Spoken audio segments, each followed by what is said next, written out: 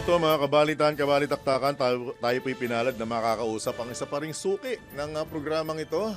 Ang convener po ng Kontradaya, si Professor Danilo Araw. Professor Araw, good morning po. Johnny Bañez, Drew Nasino, live na po tayo sa DWIZ, Aliw Channel 23. Good morning po, Prof. Yes, magandang umaga po. Salamat Drew at John sa imbitasyong ito. Good morning po sa lahat. Papasalamat po kami na bagamat umuulan gising ang araw. Oo nga Kahit na masama yung announcement kanina ng DILG, hindi pa rin natuto sa crisis communication. Yung parang ang dating yung abangers nangawit, kaabang. Anyway, dito muna tayo sa ikangay paborito. Isa sa mga flavor of the day or of the week. Lalo na ng mga nasa sektor nasa industriya ng pamamahayag. Lasang goma ba yan? Nangangamoy sunog ba? Sunog na Amoy goma. Anyway, Professor, ano ang take ninyo? Though nagpalabas na kayo ng mensahe, ng statement regarding dito, ano pa ang karagdagang pwede nating ikangay pag-usapan para at least maging mas malinaw sa mga nagbabalak pang maging mambabatas kung ano nga ba ang papel ng nasa industriya ng pamamahayag sa kanilang ikangay mga dapat gawin, responsibilidad bilang mga mambabatas, At Professor public Araw. figure. Opo, mga kilalang tao, tinitingnan at mga role model supposedly. Opo, siguro po kailangan lang ulitin na kailangan talaga ng media literacy ng mga opisyal ng gobyerno at pwede tayong magsimula sa House of Representatives. May karanasan na po tayo sa pagbibigay ng technical writing workshop sa Senado at sa House of Representatives at to be fair, may intention namang matuto at least yung secretariat po ng House. Pero yung parang realization natin dito, kahit yung mismong mga kongresista, kailangan talagang magkaroon ng hiwalay na pag-aaral kasi yung expectation natin sa media dapat pare-pareho lang at dapat naayon po sa normatibong pamantayan ng periodismo. Kasi yung attitude ni Gomez, at ito yung medyo bago sigurong babanggitin ko sa pagkakataong ito, reflective din yan kung gaanong nais kontrolin ng mayaman at makapangyarihan yung media. Parang yung media ay pwede mong mamanipula o kaya pwedeng yung mga periodista ay sumunod ayon sa ninanais mong naratibo. Syempre, hindi pwede yon kasi may konsepto po tayo ng kalayaan sa pamamahayag at yung isang component ng kalayaan sa pamamahayag ay yung tinatawag po nating editorial independence. So dapat maging malinaw po sana yon sa mga katulad ni Gomez. Prof, kung tayo po'y fourth state, itinuturing, syempre may sarili tayong paninindigan. Meron din po ba tayong, kailangan po bang may gumalaw para hindi lamang paalalahanan ng mga mambabatas in general, kundi in particular kay Congressman Richard Gomez na yung mga word din na ginamit niya at saka yung pagpo-post niya, dapat pa siyang papanagutin doon or anong kailangan? Mag-apologize ba siya or ano po, Professor Araw? Okay, magandang tanong po yan. Siyempre, yung public apology would be much desired dahil malinaw naman na may mali. Hindi lang ito usapin ng violation sa ethics, sa media ethics, pati rin paglabag sa batas. Kung gugustuhin actually ng periodista at saka ng mga news media organization na kinabibilangan nila, pwede silang mag-file ng reklamo sa korte hinggil sa violation sa Data Privacy Act. Linawin natin ang violation niya hindi lang yung pag-post ng mga mobile phone numbers, at least 5 na mobile phone numbers yung na-post po roon. Usapin din ito ng pag-capture ng screenshot ng private messages ng walang consent mula dun sa pinanggalingan po ng mensahe. So yung data privacy, isang issue yan. Tapos syempre, seryosong usapin din yung doxing na tinatawag. Pag sinabi nating doxing, ito yung pag-divulge ng private information ng isang tao nang walang pahintulot. At ito yung binabanggit nating mobile phone number. So merong mga legal remedy na po pwede, pero alam mo yung isa ring mahalaga na kailangan ding mabanggit yung patuloy nating coverage at patuloy nating pagsusuri sa kamalian ni Gomez.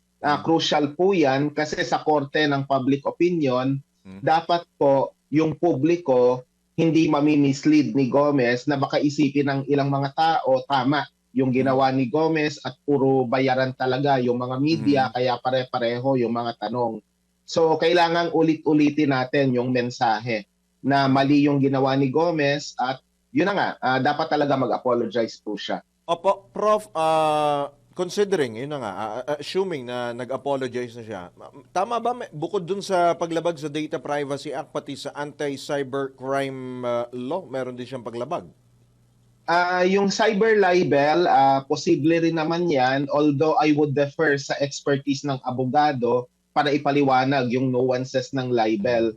Kaya lang kung matatandaan po ninyo, John at Andrew, noong 2012, nung inalabas yung Cybercrime Prevention Act, malawak yung pagtutol ng media sector dito. Kasama na rin po ako ron sa tumututol. Kaya sa aking palagay, ito opinion ko lang naman, kung nais na mag-file ng cyber libel, sige.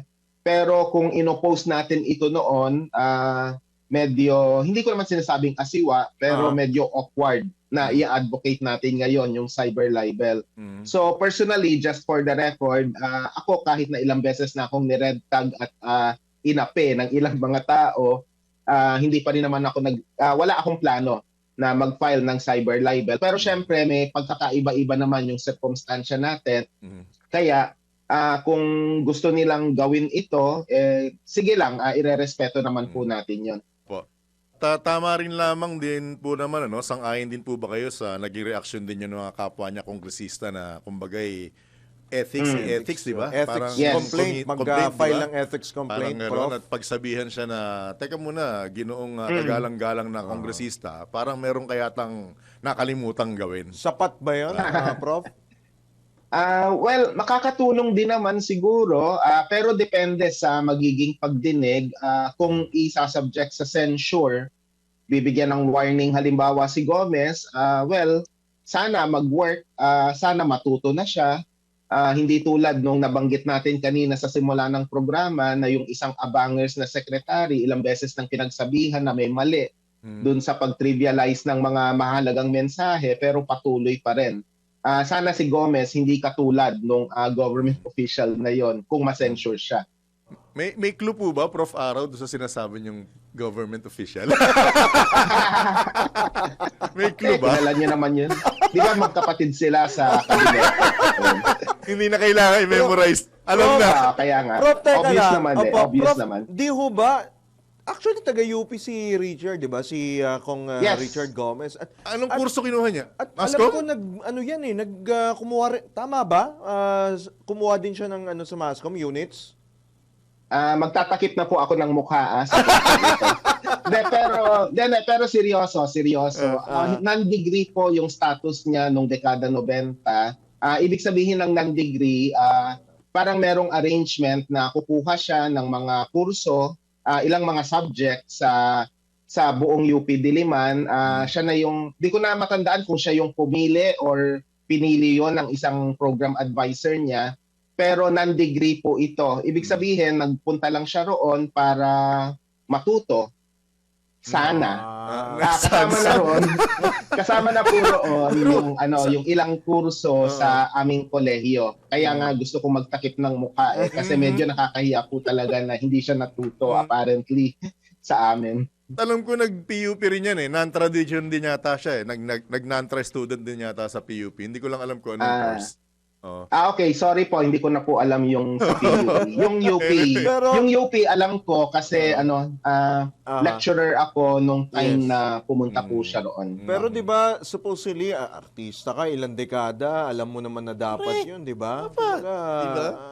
You know how alam mo Ibig na sabihin, yung ikot mo, yung sa pinanggalingan mong industriya, matindi ang intriga dyan Kaya dapat, sanay ka na dapat na pag binira ka, automatic ihingin yung side mo. Diba? Kahit Tama. naman siguro sa ang sektor ka magpunta, pag binira ka or nasangkot ang pangalan mo, automatic tatanungin ang reaction mo ang side mo. Oh. Kaya nagtataka Yes. ako coming from him, coming from him. Yeah. Yes or no Di ba? lang naman ang pwedeng isagot, Hindi, di ba? pwede rin naman mag-no comment. No comment. Oh, yun. Di ba? No comment. Pwede naman mag-no comment. Ang matindi Actually nito- po, Opo. mm, Go ahead, Prof. magandang punto po yan, Jan at Drew.